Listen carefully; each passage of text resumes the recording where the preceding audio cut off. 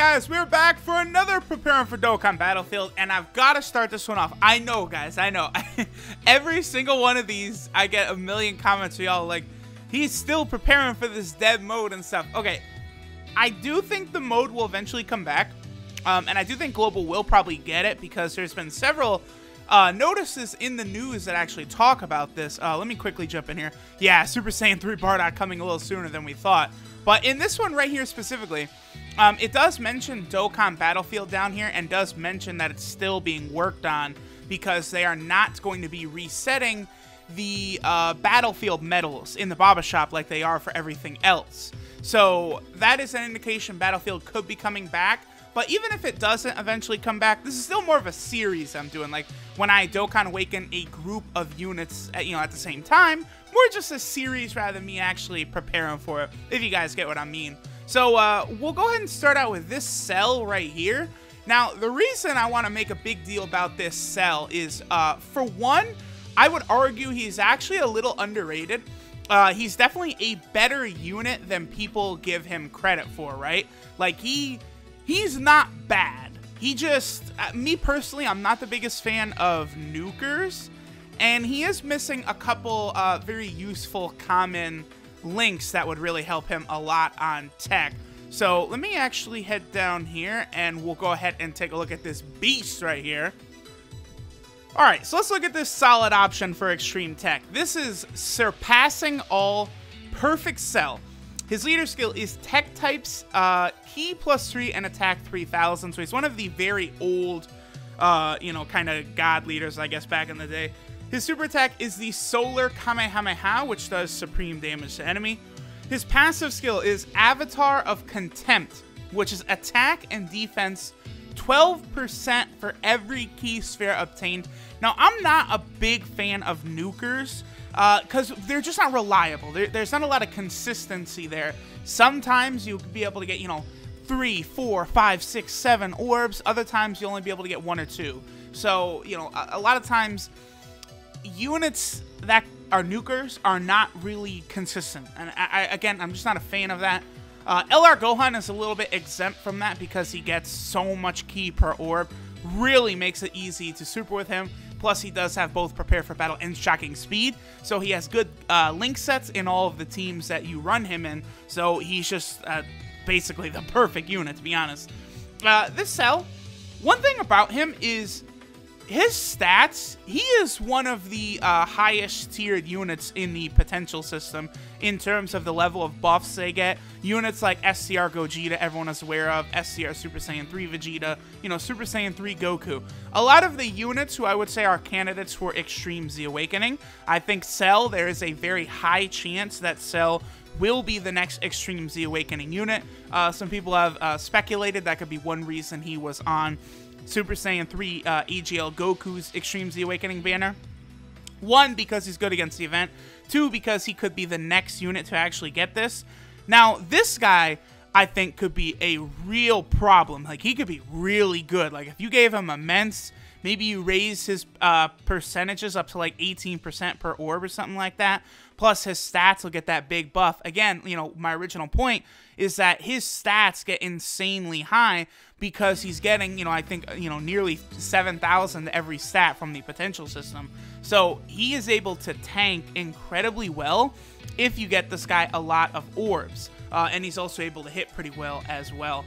Now, really, I would say the big letdown for Cell is his links.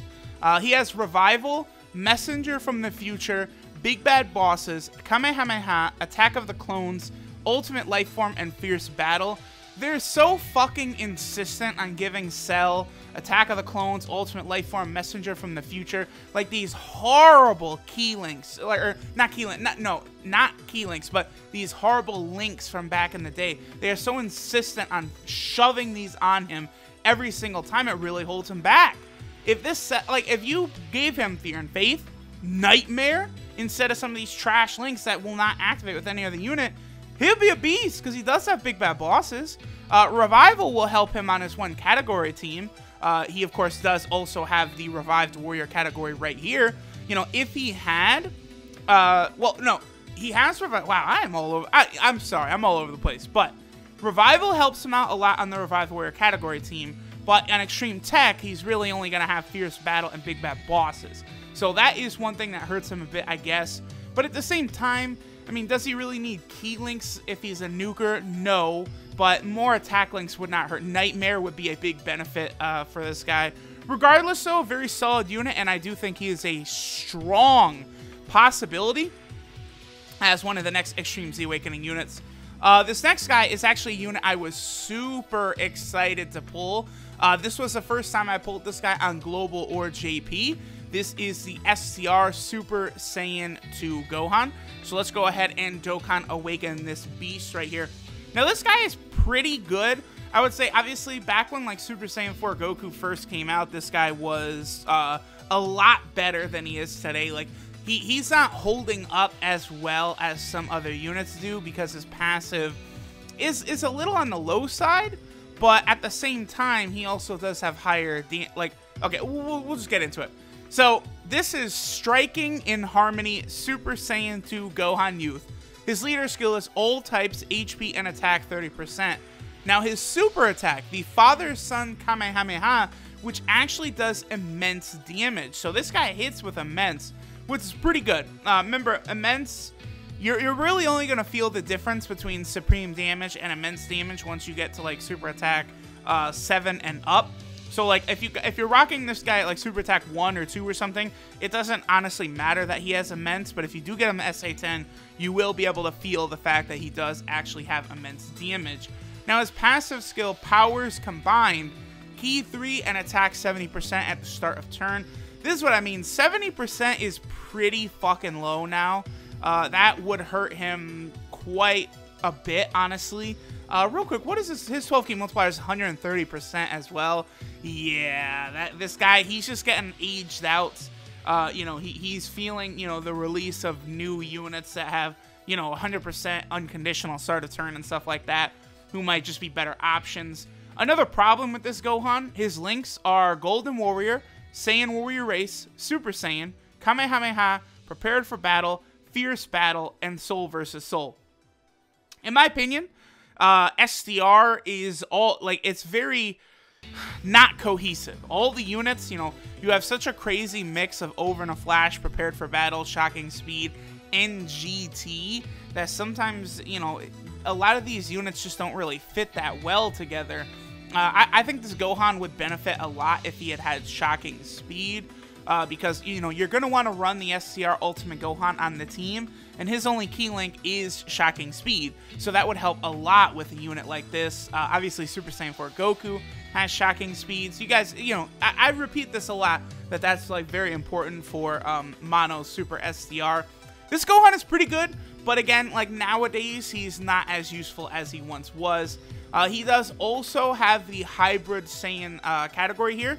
Now, I will say that he could be a low-key solid option on Hybrid Saiyans because Hybrid Saiyan has a lot of key issues, and he will provide himself with 3 key. Plus, you know, not everyone has LR Gohan. You know, if you've got LR Gohan, obviously you're not running this guy. But if you don't have LR Gohan, this guy he's an okay option. You know, you absolutely could do worse than him. All right, so the next unit that we will go over to is actually another unit that no, wait. I had pulled this guy in Global. Never mind. I was going to say this is another unit I'd never pulled before, but I did actually pull this Super Saiyan 3 on Global. I do have him Dokkan Awakened on Global as well. This is another one of those old units who is actually holding up pretty good. Like, as we could, you know, tell when we're going to look at him, I actually kind of think this guy is probably a better option on Super SDR maybe than the Super Saiyan 2 Gohan is. Alright, so let's go ahead and take a look at this Super Saiyan 3 Goku. There it is right there. Alright, so this is Clutching Victory Super Saiyan 3 Goku. His leader skill is all types attack 30%. His super attack is the Dragon Fist, which does supreme damage to enemy and lowers defense. So, obviously, you know, supreme damage, not a big deal. Lowers defense, you know, I would prefer that be, you know, lower attack instead. But, I mean, I guess it is still at least something.